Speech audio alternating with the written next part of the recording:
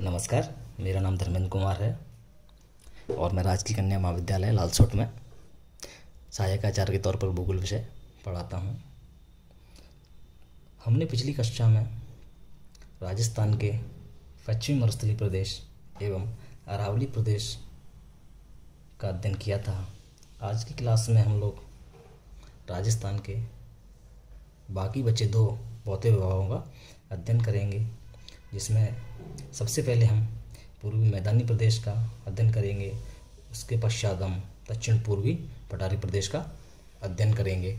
तो देखिए, सबसे पहले हम पूर्वी मैदानी प्रदेश एवं दक्षिण पूर्वी पठारी प्रदेश को राजस्थान के मानचित्र में देखते हैं।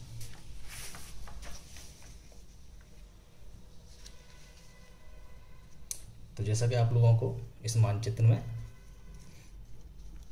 साफ स्पष्ट रूप से दिखाई दे रहा होगा कि जो अरावली पर्वतमाला है उसके पूर्व वाला भाग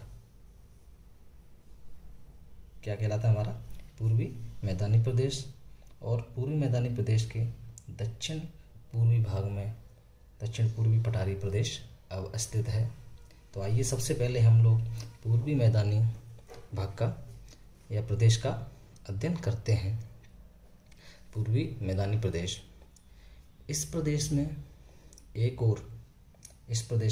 और अलवर, भरतपुर, धौलपुर, सवाई माधोपुर, जयपुर, टोंक, भीलवाड़ा के मैदानी भाग सम्मिलित किए जाते हैं। तो वहीं दूसरी ओर दक्षिण में स्थित मध्यमाही का क्षेत्र भी इसमें सम्मिलित किया जाता है। तो जैसा कि आप लोगों को पता चल गया होगा कि पूर्वी मैदानी प्रदेश का विस्तार कहाँ से कहाँ तक है, यहाँ से लेकर इस पूरे क्षेत्र में होते हुए मध्यमाही के बेशन तक। ठीक है, यह संपूर्ण प्रदेश राज्य के लगभग 23.3% भूभाग पर फैला हुआ है। यह मैदान पश्चिम से पूर्व की ओर 50 सेंटीमीटर संवर्षा रेखा के द्वारा अलग होता है। इस मैदान के अंतर्गत चंबल वेशन, माही वेशन एवं बनास वेशन को सम्मिलित किया जाता है। इस मैदानी भाग को वेशन प्रदेश कहा जाए तो कोई अतिशयोक्ति नहीं होगी, क्योंकि इसमें चंबल वेशन, बनास वेशन, मध्यमाही वेशन इत्यादि पाए जाते हैं। तो सबसे पहले हम लोग चंबल वेशन का बारे में जानेंगे, उसके बाद बनास वेशन के बारे में और अंत में मध्यमाही वेशन या छप्पन के मैदान के बारे में जानेंगे। चंबल वेशन, इसके अंतर्गत कोटा, सवाई माधोपुर, करौली, धौलपुर का क्षेत्र सम्मिलित किया जाता है। चंबल नदी का अधिकांश क्षेत्र बीहड़ युक्त है, क्योंकि चंबल नदी अपने अफवाह क्षेत्र में अवनल का आवर्तन करती है, जिसके कारण जो उत्खात स्थलाकृति बनती है उसे अंग्रेजी में बैडलैंड टोपोग्राफी नाम से जानते हैं। और जैसा कि आप लोगों को पता ही होगा कि चंबल नदी मध्य प्रदेश के जनापाओं की पहाड़ियों से निकलकर राजस्थान में प्रवेश करती है। उसके पश्चात यमुना नदी में मिल जाती है और यह राजस्थान की सबसे लंबी नदी है। ठीक है, उसके बाद देखते हैं बनास वेशन के बारे में। बनास वेशन यह एक विस्तृत मैदान है जो संपूर्ण बनास नदी का अपवाह क्षेत्र है। इसके विशाल अपवाह क्षेत्र के अंतर्गत भीलवाड़ा, टोंक, अजमेर, जयपुर, दौसा, सवाई माधोपुर जिलों को शामिल किया जाता है। इस संपूर्ण मैदानी क्षेत्र में जलोढ़ मृदा का जमाव पाया जाता है, जिसके कारण बनास वेशन एक उपजाऊ क्षेत्र है कृषि की दृष्टि से। उसके बाद हम देखते हैं मध्यमाही वेशन या माही वेशन। इस वेशन का विस्तार उदयपुर जिले के दक्षिण पूर्व से बांसवाड़ा, डूंगरपुर तथा चित्तौड़गढ़ के दक्षिणी भाग तक है। यह प्रदेश सर्वत्र समतल ना होकर किस प्रकार से रूप है, असमतल रूप में है, उबड़ खाबड़ रूप में है। यहाँ पर छोटी छोटी पहाड़ियाँ पाई जाती हैं। यह क्षेत्र माही नदी की सहायक नदियों द्वारा सिंचित होता है। माही नदी मध्य प्रदेश से निकलकर राजस्थान में प्रवेश करती है तथा मकर रेखा को दो बार काटती हुई गुजरात में प्रवेश कर जाती है।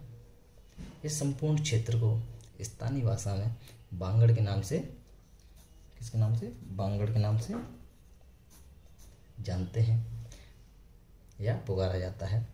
प्रतापगढ़ एवं बांसवाड़ा के मध्य के भाग में यहाँ पर 56 ग्रामों का समूह है, जिसके कारण इस मैदानी भाग को 56 का मैदान भी कहते हैं। तो आप लोगों को पता चल गया होगा कि पूर्वी मैदानी प्रदेश है, उसको 3 नदी बेसिनों के अंतर्गत विभाजित करके हम देखते हैं, चंबल बेसिन, बनास बेसिन और मध्यमाही बेसिन के रूप में। इसके बाद हम आते हैं दक्षिण पूर्वी पठारी प्रदेश के बारे में जानते हैं। तो राजस्थान का दक्षिण पूर्वी भाग एक पठारी भाग है, जो मध्य प्रदेश में फैले हुए मालवा के पठार का पठार, ठीक है। तो राजस्थान का जो दक्षिण पूर्वी पठारी प्रदेश है वो मध्य प्रदेश के मालवा के पठार का ही उत्तरी विस्तार है, जिसे हम हाड़ौती के पठार के नाम से जानते हैं। इस पठारी भाग का विस्तार कोटा, बूंदी, बारा एवं झालावाड़ जिलों में है। इस संपूर्ण क्षेत्र की औसत ऊंचाई 500 मीटर है तथा यहाँ पर अनेक छोटी छोटी पहाड़ियाँ हैं, जिनमें मुकंदरा की पहाड़ियाँ, बूंदी की पहाड़ियाँ प्रमुख हैं। ये पहाड़ियाँ अर्धचंद्राकार रूप में विस्तृत हैं। इस पठारी प्रदेश में चंबल एवं इसकी सहायक नदियाँ जैसे परवन, आहू, काली सिंध, पार्वती बहती हैं, ठीक है। हाड़ौती पठार सर्वत्र रूप में समतल रूप न होकर कटे फटे रूप में, या ये कहें कि असमतल रूप में विस्तृत है।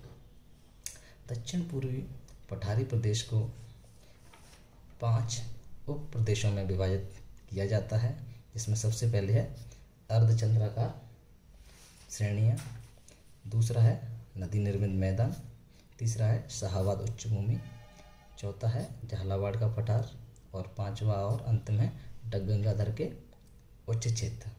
तो हाड़ौती के पठार पर बूंदी एवं मुकंदरा की पहाड़ियाँ कहाँ पर हैं? कोटा जिले में है, ठीक है। तो हाड़ौती के पठार पर बूंदी एवं मुकंदरा की पहाड़ियाँ अर्धचंद्राकार रूप में फैली हुई हैं। इसके अलावा बूंदी की पर्वत श्रेणी धौरी पर्वतमाला के रूप में विस्तृत है, जिसकी कुल लंबाई 96 किलोमीटर है, जो उत्तर पूर्व से दक्षिण पूर्व की ओर फैली हुई हैं। एवं मुकंदरा पर्वत श्रेणी हाड़ौती पठार के मध्य उत्तर से पश्चिम तथा दक्षिण से पूर्व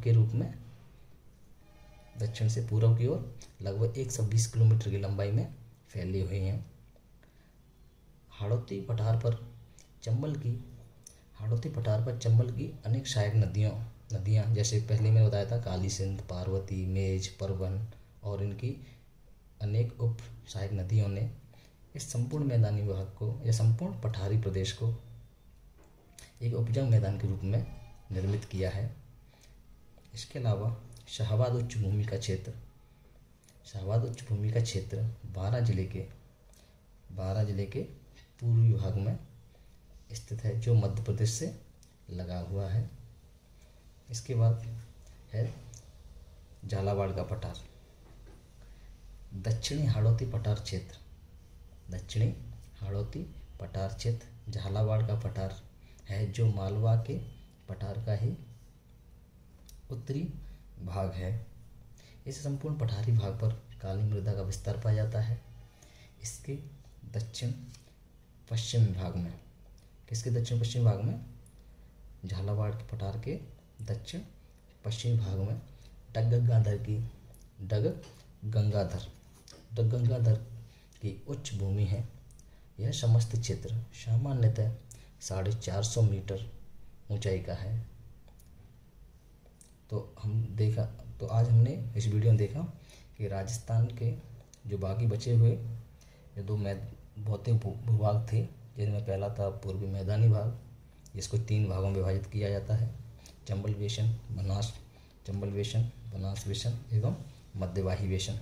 इसके अलावा चौथा भूभाग था दक्षिण पूर्वी पठारी प्रदेश, जो राजस्थान के दक्षिण पूर्वी भाग में अवस्थित है।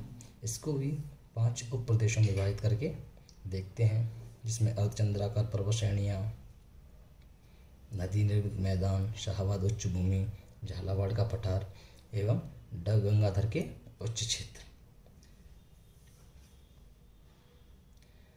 उपरोक्त विवरण से स्पष्ट है कि राजस्थान का, उपरोक्त विवरण का मतलब जो हमने पिछली क्लास में भी जो पश्चिमी मरुस्थलीय प्रदेश एवं अरावली पर्वतीय प्रदेश पढ़ा था, उसको सम्मिलित रूप से हम कह सकते हैं कि उपरोक्त विवरण से स्पष्ट है कि राजस्थान क्या भू आकारिक स्वरूप विविधता युक्त है।